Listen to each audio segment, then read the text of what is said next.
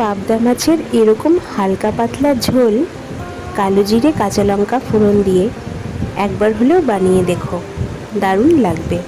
রেসিপিটি ভালো লাগলে লাইক কমেন্ট শেয়ার করো, সাবস্ক্রাইব করে চ্যানেলের পাশে থেকো। তাহলে চলো রেসিপিটি শুরু করি। এর জন্য এখানে টাটকা পাবদা মাছ নিয়ে নিয়েছি। এবার এটাকে ম্যারিনেট করে নেব। দিয়ে দিচ্ছি স্বাদ মতো নুন, পরিমাণ মতো হলুদ গুঁড়ো নিয়ে নিচ্ছি, আর দিয়ে দেব একটু সর্ষের তেল, মানে যে তেলে রান্না হবে সেই তেলে একটু দিয়ে দিতে হবে। এরপরে ভালো করে ম্যারিনেট করে নেব। সর্ষের তেলটা দেওয়ার কারণ হলো যাতে মাছ ভাজার সময় ছিটকে না আসে। মাছ ম্যারিনেট করে 10 মিনিট রেখে দেব। এবার রান্না শুরু করছি। এখানে দিয়ে দিচ্ছি 1.5 টেবিল চামচ মতো সর্ষের তেল। সর্ষের তেলেই এই রান্নাটা ভীষণ ভালো হয়। তেল গরম হয়ে এসেছে, এবার দিয়ে দেব মাছটা। পাবদা মাছ দিয়ে ভালো করে এপিট ওপিট করে কড়া করে ভেজে নেব।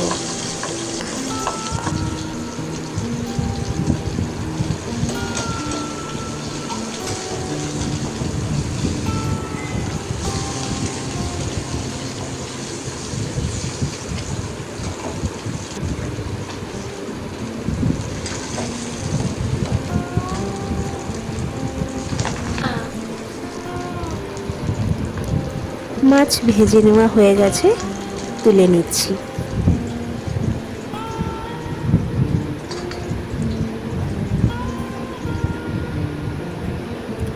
দিয়ে দিচ্ছি কালো জিরে ফোড়ন আর চেরা কাঁচা লঙ্কা।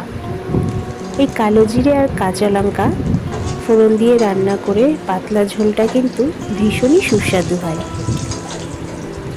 কাঁচা লঙ্কা কালো জিরে ভাজা হয়ে গেছে, এবার এর ভেতরে দিয়ে দিচ্ছি লম্বা লম্বা করে কেটে রাখা আলু।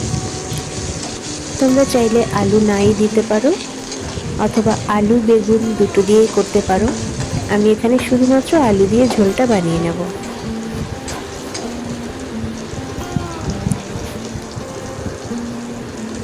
দিয়ে দিচ্ছি স্বাদ মতো নুন, পরিমাণ মতো হলুদ গুঁড়ো, পরিমাণ মতো লঙ্কা গুঁড়ো আর জিরে গুঁড়ো।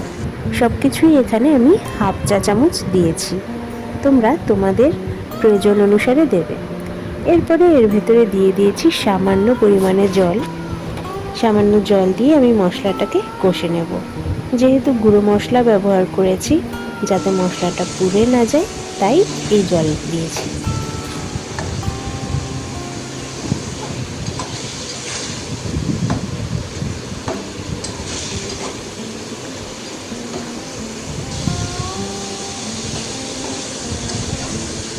দেখো এখানে মশলাটা কিন্তু কষানো হয়ে গেছে।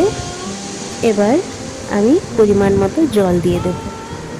যে যেরকম ঝোল বানাতে চাও সেরকমই জল এখানে ব্যবহার করতে হবে।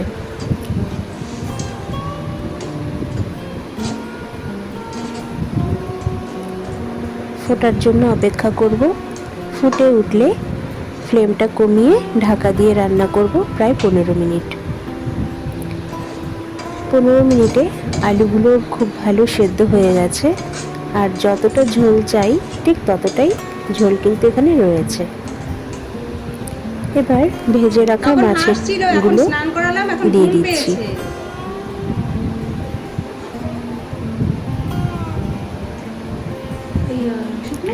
এই মাছের ঝোলটা কিন্তু ভীষণই স্বাস্থ্যকর, খেলেই তোমরা বুঝতে পারবে। তো বাড়িতে অবশ্যই বানিও। রান্না প্রায় শেষের দিকে।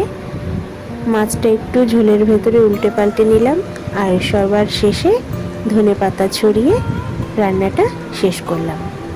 তো দেখা হবে পরের ভিডিওতে।